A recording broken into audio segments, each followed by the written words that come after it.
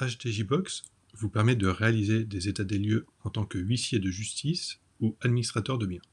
La première étape consiste à créer le client ou le sélectionner s'il existe déjà.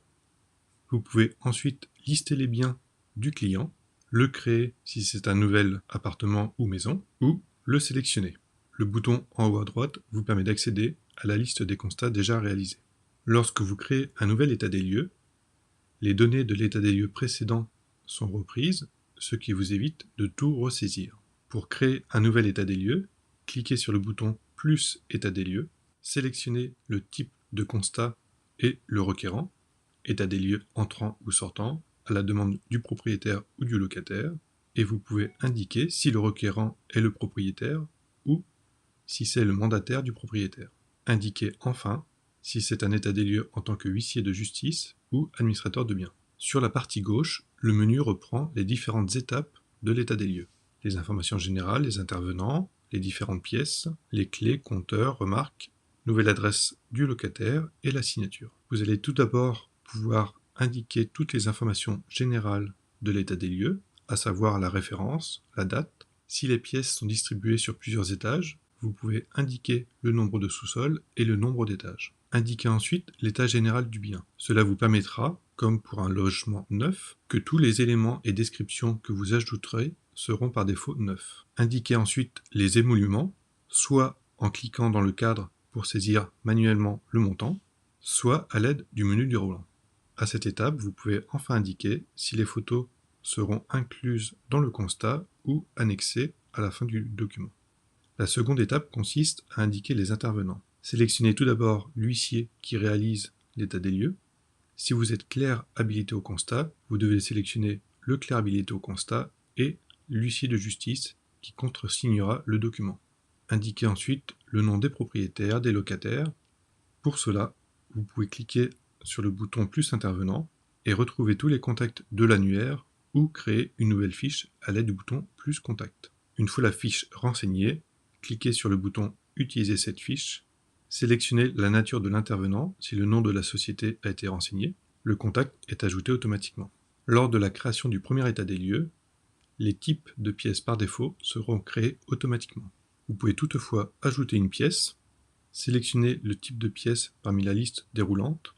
Il est important de choisir le type de pièce correspondant afin d'avoir les éléments et les équipements que l'on retrouve dans ce type de pièce. Vous pouvez aussi modifier l'ordre des pièces. Pour cela, appuyez sur les bandes à droite de la pièce et faites remonter ou descendre les pièces. L'ordre des pièces indiqué dans le menu sera le même que celui dans le constat.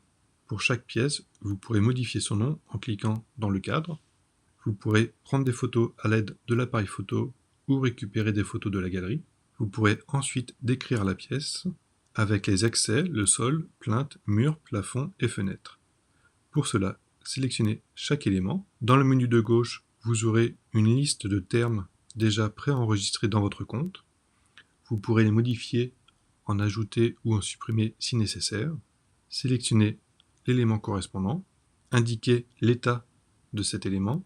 Vous pouvez ensuite ajouter des précisions sur cet élément, soit une par une, entre bailleurs, avec un entre-bailleur, type d'ouverture, ouverture basculante, ou vous pouvez sélectionner toutes les options les unes après les autres à l'aide du bouton sélection rapide de toutes les précisions. Toutes les précisions seront affichées les unes après les autres. Cet écran vous permet aussi d'indiquer les dégradations sur cet élément. Une liste de dégradations est déjà référencée dans votre compte. Vous pourrez aussi les modifier. Pour indiquer une dégradation, il suffit de cliquer sur le bouton Quelque, multiple ou quantité, et d'indiquer la quantité si nécessaire. Vous pouvez aussi ajouter une précision sur cette dégradation en cliquant sur le bouton gris et ajouter un commentaire en bas de la porte. Si vous avez une remarque particulière à ajouter, cliquez dans le cadre pour saisir la remarque. Une fois l'élément décrit, cliquez sur Valider. Si un élément est composé en deux parties, comme le sol par exemple, nous avons décrit la première partie en moquette. Cliquez ensuite sur le bouton Ajouter un élément pour décrire la seconde partie. Sélectionnez la seconde partie du sol, carrelage. Vous aurez alors deux lignes pour ce même élément. À tout moment, vous pouvez appuyer sur le bouton Prévisualisation pour voir le texte qui sera indiqué dans le constat. Pour les appartements ou les maisons, il arrive souvent que les pièces à vivre et les pièces de nuit soient identiques. Nous vous conseillons alors de décrire précisément une première pièce sans y indiquer les dégradations. Vous pouvez ensuite cliquer sur le bouton « Utiliser comme modèle ». Cela vous permettra de recopier la description soit de la partie état des lieux uniquement, soit de la partie état des lieux et inventaire sur d'autres pièces. Sélectionnez les autres pièces et cliquez sur le bouton « Appliquer ». Une fois la description de la pièce réalisée, vous allez pouvoir y indiquer les équipements. Pour cela, cliquez sur le bouton « Ajouter un élément » et sélectionnez l'ensemble des équipements de la pièce en utilisant le menu de gauche. Suivez correctement l'ordre du menu. Cela vous permet d'éviter de rechercher des équipements et d'en oublier. Il y a deux types d'équipements.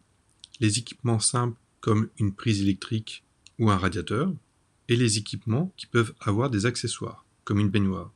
Sélectionnez la baignoire et vous aurez la liste des accessoires disponibles pour cet équipement. Vous pouvez indiquer la quantité de chaque équipement et valider. Vous pouvez en outre ajouter une remarque sur la pièce si la description ne vous a pas permis de décrire l'ensemble de cette pièce. Une fois les pièces décrites, vous allez pouvoir indiquer l'ensemble des clés qui ont été remises au locataire. Cliquez sur le bouton « Ajouter des clés » et saisissez les quantités des différentes clés.